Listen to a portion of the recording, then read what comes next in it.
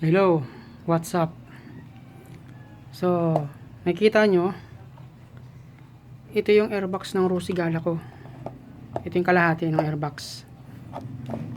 At, nilagyan ko ito ng improvised ram air. Ito yung original na ram air. Kung gagamit kayo ng 24mm na carb, na Keihin,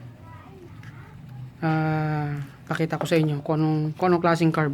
Ganito yung kalaki, oh.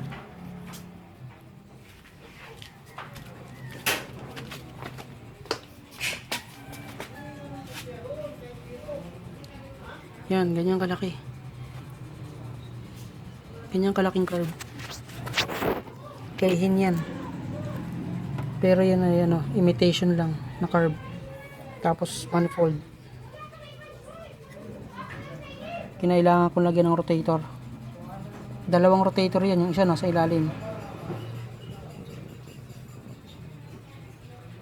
Ito, butas yan na nilagyan ko ng hose, fuel hose. Tapos may takip yan na tape na mayroong butas.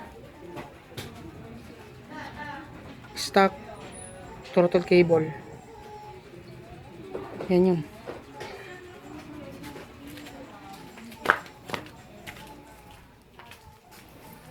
So, ganito ang diskarte. Itong original ram air nyo, huwag nyo na itong puputulan. Pero kailangan mag-improvise kayo ng ram air na pwede nyo pagsalpakan.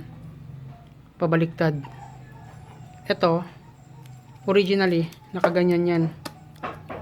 Yan, nakaganyan yan. Kasi malaking butas nito eh. So, binaliktad ko lang. Ito na yung sa bunganga ng karburador. Kakabit nyo. Ito, para dito na. So, ulitin ko, kailangan nyo gumawa ng improvised na ram air na magpi-fit sa pinakadulo o yung pinakang stock butas itong kabilang dulo ng ram air. Huwag nyo lang putulan. Mas mainam yung mahaba muna sa umpisa.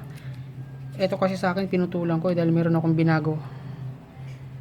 Ngayon hindi ko na maibabalik yung pinutol ko kasi wala na. O basta kayo, huwag nyo puputulan muna. Ganyan ang gagawin nyo. Tapos kailangan nyo to para dito. Okay?